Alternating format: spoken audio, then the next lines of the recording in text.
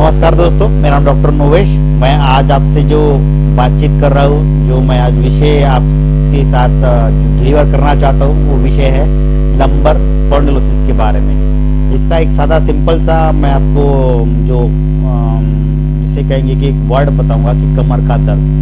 बहुत हम ज़्यादा मेडिकल टर्म में ना जाते हुए, हमें तो जो नागरिक है, जो सामान्य नागरिक है, जो अनपढ़ है, जिनको कोई पढ़ाई नहीं है, जो पढ़े लिखे भी है उनके लिए भी, और जो अनपढ़ है उनके लिए भी, सबके लिए मुझे लगता है कि ऐसा एक मैं वीडियो बना हो या चैनल कर रखा हूँ मेरे पास में, जो सबको समझ में आए। ऐसा नहीं कि मैं लंबर स्पॉन्डिलोसिस की बात करूँ और किसी को समझ में नहीं आए। मेरे भारत के सभी नागरिक को मेरी जो लैंग्वेज है वो समझ में आनी चाहिए। जो हिंदी समझता है इजी वे से, उसको ये सभी चीज़ें, मेरी बोलने वाली जो बातें हैं, जो मैं मुख से निकाल रहा हूँ, वो सबको समझ में आए। मेरा ये एक मेन उद्देश्य है। ऐसा नहीं कि जो बहुत ज़्यादा पढ़े लिखे हैं, जो साइंस ग्रेजुएट है, या जो कोई डॉक्टर्स है, इंजीनियर्स है, या और भी कुछ ज़्यादा अलग से कुछ पढ़े लिखे हैं, तो उनको ही समझ में आए, ऐसा नहीं है। मेरा खुद का मानना है कि मेरा जो वीडियो है वो सभी लोग देखें, सभी लोग समझे, सभी लोग जाने और सभी लोग उसमें अमल करें। यही मेरा एक उद्देश्य है। आज मैं कमर का दर्द, यही मेरा टॉपिक है। इसका मैं आपको हेतु बताऊंगा, क्या रीजनिंग उसमें आती है, उसमें क्या किस तरह से उनके लक्षण रहते हैं और उसकी चिकित्सा क्या रहती है। स्टेप बाय स्टेप हम इसको देखेंगे। तो सबसे पहले मैं ये कह रहा हूँ आपको कि हेतु क्या है इसमें। हेतु बहुत सारे हो सकते हैं इसमें लंबर स्पॉन्डिलोसिस में। मेनली इसका कहेंगे कि जो कमर के जो वर्टेब्रा है, जैसा कि 5 लंबर वर्टेब्रा है, और उसके नीचे फिर कोकेक्स है, जो जिसको हम माकड़ हाड़ भी कहते हैं और कोकेक्स भी कहते हैं, या फिर कोकेजियल कुछ 4 बोन का या 5 बोन का वो फ्यूजन रहता है उस तरह से। तो ये लंबर के बाद में आता है, तो सैक्रल और कोकेक्स इस तरह से।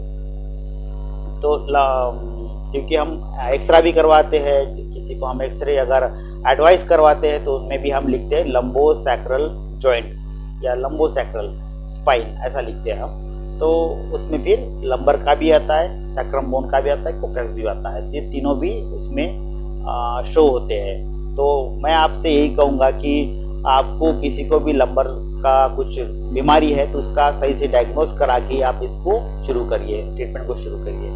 बहुत बार मैंने देखा है कि जो बाइक पे जाना ना करते हैं, ज़्यादातर जिनका ट्रैवलिंग का रहता है, बाइक कहे या फिर कोई व्हीकल कहे, रास्ता कई कबार अच्छा रहता है, कई अच्छा नहीं रहता है। जिनको डेली अप डाउन करना रहता है, 50 किलोमीटर जा रहे, 40 किलोमीटर जा रहे, कुछ जॉब के हिसाब से जा रहे, कुछ तहसील से डिस्ट्रिक्ट जा रहे हैं, अलग अलग तरह के, आप अपने वर्क से कोई जा रहा है, तो उनके लिए ये तकलीफ जो है बढ़ जाती है। बाइक से तो ज़्यादा ही बढ़ जाती है, क्योंकि ये हमारा जो वर्टेब्रल कॉलम जो है, वर्टेब्रा है हमारे पूरे गर्दन से लेके तो कमर तक, तो ये सभी एज ए सस्पेंशन हमारे लिए कार्य करते हैं। इसके बीच में, हर एक वर्टेब्रा के बीच में एक डिस्क रहती है, और ये डिस्क जो है ये सस्पेंशन का कार्य, एक दूसरे के ऊपर घर्षण ना हो, एक दूसरे के वर्टेब्रा पास में नज़दीक ना आए, दूरी बनाए रखे, क्योंकि उसमें से बीच में से जो नर्व निकलती है उस पर कॉम्प्रेशन ना आए। तो ये लंबर वर्टेब्रा के इसमें भी वही होता है कि बहुत बार जो डिस्क है वो प्रोलैप्स रहती है, या डिस्क जो है बल्ज हो जाती है, या फिर लंबो सैक्रल रीजन जो है उसमें फिर ऑस्टियोफाइट डेवलप होते हैं, तो उस कारण से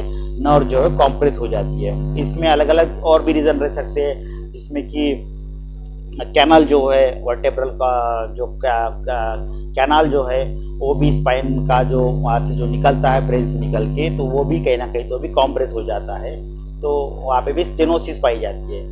तो ये बहुत सारे रीजनिंग है इसके लंबर स्पॉन्डिलोसिस के, कैल्शियम की कमतरता के कारण में, जिसमें कोई कैल्शियम नहीं लेते, दूध का सेवन नहीं करवाते बराबर, या फिर कोई जो है वो सही ढंग से आहार नहीं लेते हैं। जैसा कि मैंने कहा कि षड्रसात्मक आहार होना चाहिए। आयुर्वेद में 6 रस बताए गए हैं, जैसा कि मधुर, अम्ल, लवण, कटु, तिक्त, कषाय। तो इस 6 रस का सेवन करना चाहिए।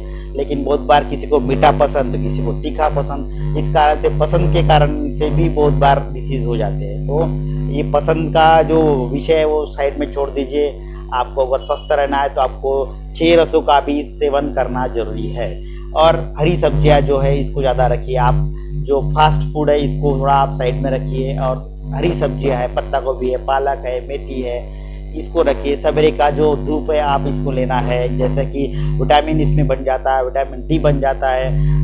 तो जो सवेरे सवेरे की जो सबसे पहले वाली धूप रहती है वो आपकी स्किन पे ऊपर आनी चाहिए। इसमें अलग अलग से फिर एंजाइम आपके शरीर में ऐड होते हैं, लीवर के कुछ एंजाइम है, किडनी के कुछ एंजाइम है, और उसके बाद में फिर विटामिन डी का इसमें बनना शुरू हो जाता है। तो ये सभी चीज़ें हैं, आप इसको ध्यान में रखते हुए ये कर सकते हैं कि इसमें हेतु और लक्षण में तो बहुत सारे लक्षण है। लंबर रीजन में पेन रहता है, स्टिफनेस रहता है, टिंगलिंग सेंसेशन रहता है पैराटर लोअर लिम्ब में, जैसा कि दोनों पैरों में चिटिया चलने जैसी सेंसेशन रहती है, कंटिन्यू रहती है। किसी किसी को फिर वर्क करने बाद में ज़्यादा होता है। ये सभी सिम्टम जो है, अकड़न बहुत ज़्यादा रहती है, काम करना दिक्कत भरा हो जाता है, टर्न करना, नीचे झुकना दिक्कत भरा हो जाता है। तो इनमें ये सब चीज़ें अवॉइड करनी है, जैसा कि नीचे झुक के कुछ सामान आप उठा रहे तो ये आपको अवॉइड करना है, ये नहीं करना है।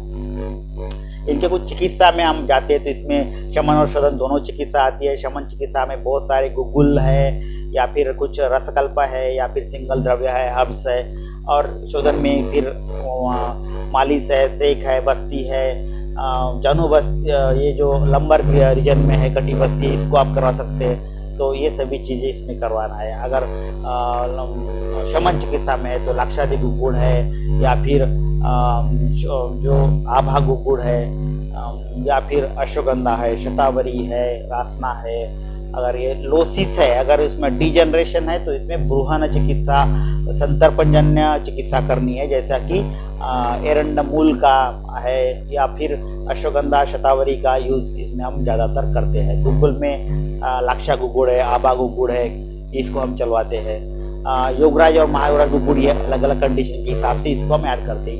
ये चीज़ें मैं जो बता रहा हूँ ये आपकी नॉलेज के लिए बता रहा हूँ, ऐसा नहीं कि आपने तुरंत जाके मार्केट से खरीद लेना, ऐसा नहीं है। आप अपने जो नज़दीक के जो फिजिशियन है उनसे आप कंसल्ट करना है, और उनके कंसल्टेंस उनके अंडर में, उनके गाइडलाइन में आपको ये ट्रीटमेंट करवाना है। क्योंकि ये जो चीज़ें हैं हर एक को सूट नहीं होती है, किसी को सूट होती है, किसी को सूट नहीं होती है। तो आपकी प्रकृति के हिसाब से एक मैं श्लोक बताता हूँ। मैंने अभी तक 100 के ऊपर भी वीडियो अपलोड किए, उसमें भी मैंने ये श्लोक आया है, दुष्यम देशम कलम कालम अनलम प्रकृति वया सत्य सात्विक तथा आरा। तो ये 10 जो चीज़ें बताई है आयुर्वेद में, तो ये 10 चीज़ें को हम लेके या उसको समझ के आपकी ट्रीटमेंट करवाते हैं।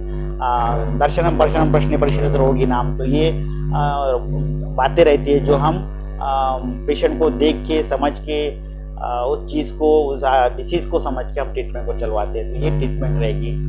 इसमें कुछ लेप भी रहता है, दशांग लेप है, या फिर टेंटू करके एक प्लांट आता है, या फिर दारू हरिद्रा है, इसको भी मिक्स करके लेप करवाते हैं। इसमें कुछ मालिश का भी प्रयोग करते हैं। तो मालिश में बहुत अलग अलग ये है ऑयल आते हैं, उनका जो चंदन बड़ा लक्ष्य तेल है, इस तरह के ऑयल आते हैं, या फिर पेन मैनेजमेंट में और भी ऑयल आते हैं। तो ये ऑयल भी आपको समझ के शुरू करना है, ऐसा नहीं कि आप तुरंत जाके ऑयल खरीद लाए और उसको शुरू कर दिए। ये बहुत बार गलत हो जाता है कि समझता, जैसे कहना कि नॉलेज ही नहीं है और हम चले गए मेडिकल स्टोर में और बोल दी कि हमको तेल चाहिए एक दवा का। तो ऐसा नहीं करना। हर एक डिसीज के हिसाब से तेल रहता है और उसके हिसाब से वो काम करेगा। ऐसा नहीं कि आपने कोई भी तेल लाए और लगा दिए, मालिश कर दिए और आराम करना, ऐसा नहीं रहता है। तो आपको अपने नज़दीक के फिजिशियन के पास में जाके पूरा उसका जांच करवा के, कुछ एक्सरा रहता है,